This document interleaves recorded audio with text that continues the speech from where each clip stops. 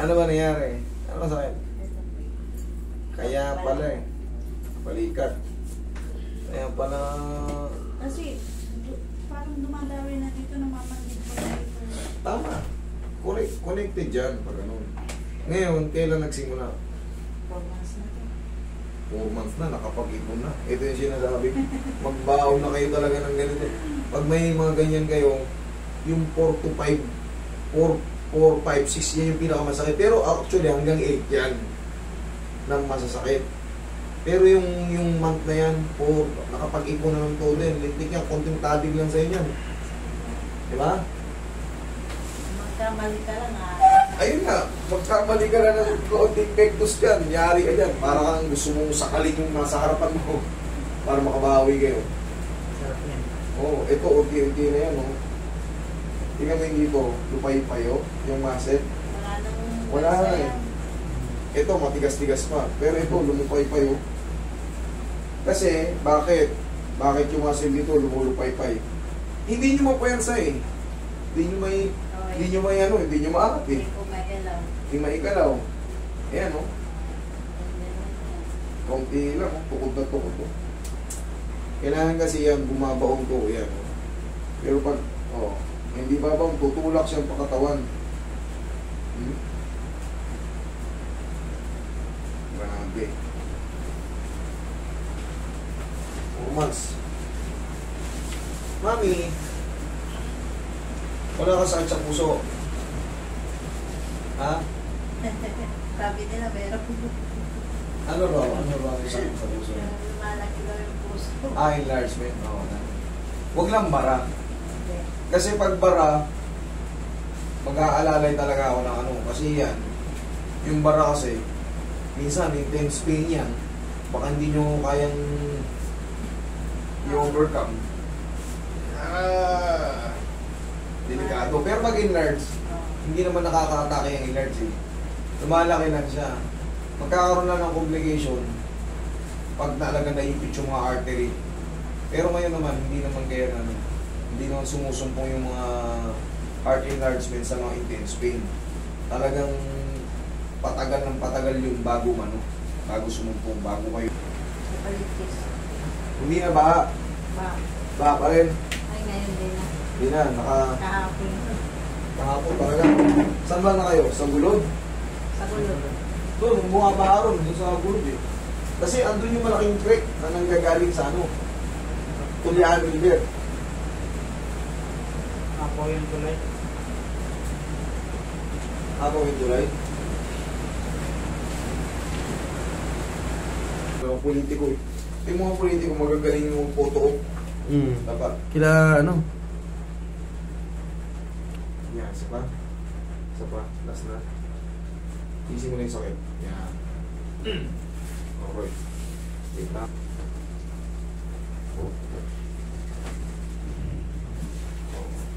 Kaya naman? Okay lang kayo ganyan?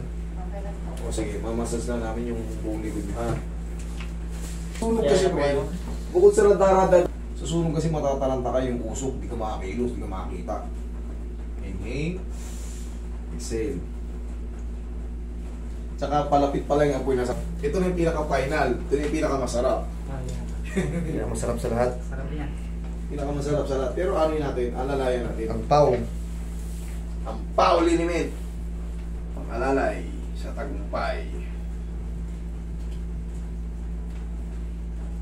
Pang-alalay natin sa tagumpay, sa sakit ng katawan para makapagtrabaho tayo ng maayos.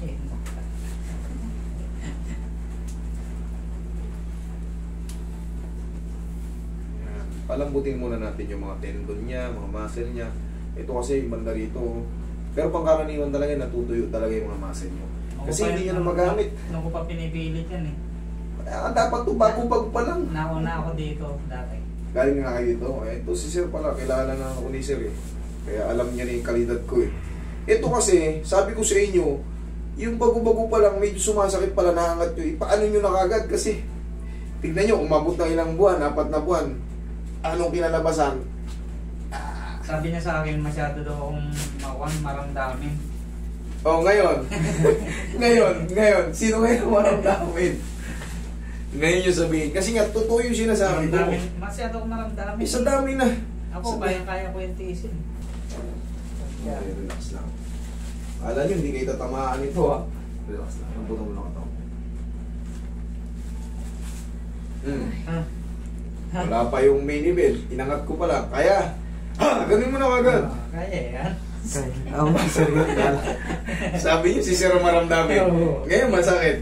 Hindi, sige. Okay lang yan. Kaya niya. Ganun nyo lang. Ganyan lang yan. Yan, inhaling sila lang. Lakasan nila. Naramdaman na ni Sir yan eh. Sakit. Ganun yan. Sabi Ganyan mo ako siya. dati. Salamat mo, Sir reposin dito na. Kala mo si Sir lang ano ha. Minalit mo si Sir noon ha. Ngayon, ikaw ngayon, dito nakasalang. Sabi niya, masyado kang kuwan kasi. Kunting maramdaman mo. Kapagalaw mo na agad. Ito kasi agresibo. Hindi nyo alam to. Ngayon nyo naranasan. Kung mag-aaral to sa inyo. Pagka meron kayong shoulder pain, tas alam nyong nahihirapan na kayo sa umaga, parang pag inaangat nyo, pain na. Naaangat pa, pero masakit na. Dalhin nyo na kaagad sa mga adjustment. Kahit hindi sa akin. Para makatakas kayo sa sumpa. Ito, ilang buwan, nakapag-ipon. Di dati nakakatakas kayo ngayon. Konting kilos, aray na kaagad. Hirap na nga siya maglab eh. Kasi nga, konting kilos, masakit na kaagad. Paano kung makapagkusot kung matatabi kayo? Relax na. Lambutan mo lang. Huwag mo lang labanan. Okay? Thank you. Ganun mo lang. Okay. Dati ha, sisirang inaano mo, maramdamin ha. Diba? Yun lang talaga. Masakit talaga to pag nakapag-ipon. Kaya tatandaan nyo, may pain na. Nakaramdam na kayo ng mga ilang araw. 1 linggo na. Paano nyo na agad? Huwag nyo na antayin. Ito, 4 months. Sigurado. Dadanasin nyo rin nung ganito. Kaya pinagbaba ko kayo ng 10 kilo lakas sa loob kasi minsan unbearable. Minsan mahina yung pain toleration natin. Napamasahe ko na rin to eh. Hindi ubra masahe dyan, ma'am. Hindi ubra yung ordinaryo. Sa ano? Hindi ubra yung ordinaryo massage yan. Tandaan niyo yan. Yung mga blind, sa blind. Hindi ubra. Hindi ubra. Hindi ubra yung ordinaryo massage dito. Kailangan dito adjustment talaga. Mabago yung position ng head humerus. Nakapakat siya sa glenoid labrum, sa glenoid cavity. Nagkakaroon ng inflammation yan sa mga tendon, ligaments. Yung pangalawang massage nito, namaga dito. 1 linggo kong hinintay yung sakit. Yung nag-massage sa inyo. Hindi nga uubra yung massage dito ang ordinaryo. Tsaka ang massage dito, hindi naman kailangan padiinan. Nagpapasa kayo. Hindi. Yung sinasabing dunudurog yung lamig.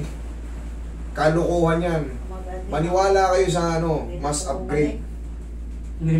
Ganyan lang ang massage yan, Madalas kung tinuturo yan, pag may napindot kayo dyan na parang bilog, huwag yung durugin. Soft massage pa rin to medium. Dinadurog nila eh. Hindi nga totoo yun. Huwag kayo maniwala ron. Kahit manghihilot ako, manghihilot sila. Gusto ko maging tama kasi nga, kayo ang nagsasuffer. Diba? Katulad yan, pasa kayo, 1 linggo pa kayo nagdusa. Meron na kayong ganito, nagdusa pa kayo ulit ng 1 linggo dahil sa sobrang sakit ng muscle. Kasi nga, mali nga eh. Mali nga eh. Aral na yan sa mga sa mga therapist na sumusunod sa akin. Matuto tayong mag-medium type lang. Huwag na kayong mag-hard. Hindi totoo yung dudurugin nyo yun, kalukuhan yun. Mag-aral kayo ng maayos para malaman nyo. Reviewin nyo ulit yung mga libro nyo.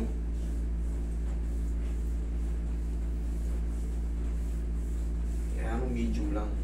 Tapos, mami, palagi nyo lang muna. Ito kasi, adhesive capsulitis na ang tawag dito. Pakat na. Pero kanina may tumunog na, masaya na ako ron. Tapos, mababawasan na yung sakit ito. Hindi na yan basta-basta. Kumbaga, pwede lang yan. Tapos, lakasan nyo lang palagi yung round. May pin ng kaunti. Tapos, punasan nyo lang ng pau. Tignan mo, higa mo ng patagilid. Diba, hindi mo na mahiga yan? Oo. Higa ka ng patagilid yan. Tignan mo.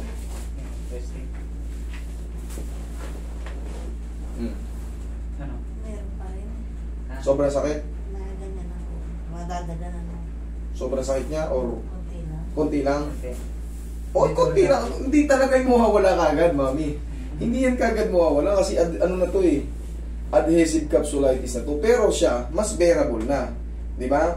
Kumbaga, may pain pa siya pero hindi na siya talaga yung konting diin, aray, konting Maganyan kilos. mo, sakit na yan. Hindi. Ngayon, iba na to. Iba na yan. Kasi natanggal yung pagkapakat. Ngayon, palagi mo lang i-exercise. Ganito. Yan. Pakasan nyo lang malagi. Kapilaan. Yan. Okay? Tapos, unti-unti yung ganito. Mami, ganito. Ganito. Sige. 1, 2, 3. Baba. Bilang lang ng 3. 1, 2, 3. Baba. Okay, ganito naman. Yan. Oh, round, malakas. Yan ang pinakasafe kasi hindi mapupunit yung mga tendon natin. Okay, after nyo magganyan, mga 3 repetition lang, o sabihin natin 5, haplusan nyo ngayon ng pau pag ganyan. Okay, haplos na ng pagmamahal nyo, ganun lang. Okay, tapos sa mga susunod na mga araw, paluwag na ng paluwag yan. Kasi ngayon, hindi pa natin pwedeng pilitin yan kasi may bursitis yan, may capsulitis, talagang harang yun. Pero yun nga, yung pain, medyo na-adjust na yan. Hindi na siya, oo, nabawasan na. Tapos yun nga, palagi lang mag-stretch. Tapos bumili kayo ng pau, mami ha. Gusto mo isa pa? Okay na? Oo, okay na. Sige. Pagka mga 2 buwan, na ganyan pa rin, or gusto nyo pumunta lang kayo rito. Okay, ganun-ganun ninyo lang, ha? Pwede na kayo maglaba yung subukan yung gumano. Subukan yung gumano. Yung kunyari. Ha? Sabi ni Sir, nahiraman maglaba. Laban-laban siya. Yun nga, subukan nyo na kunyari gumano. Washing lang ako eh. Okay. Kasi hindi ko kaya. Kusot mo yung Hindi ko kaya magkusot eh. Kaya, Eto nga pinapasubo ko nga. Kunyari magkukusot kayo. Oh. hindi naman nagalaw to, ito lang. Dito, susubukan nyo. Hindi ako maintindihan ni Mami. Sabi kasi ni Sir kasi, nahihirapan siya sa paglalaba. Ngayon, pinapatesting ko kung makakapagkusot kayo. Para malaman nyo kung masakit. Kaya. Oo, yun ang sinasabi ko. Kasi siyempre hindi ko masabihin, galing kay Sir, sinundan ko lang. Nakikita niya kayo, nahirapan kayo maglaba. Ngayon kasi pwede nyo na ikilos. May pain pa siya, pero little na lang, kumbaga. Dire-diretso na yan. Okay? Thank you.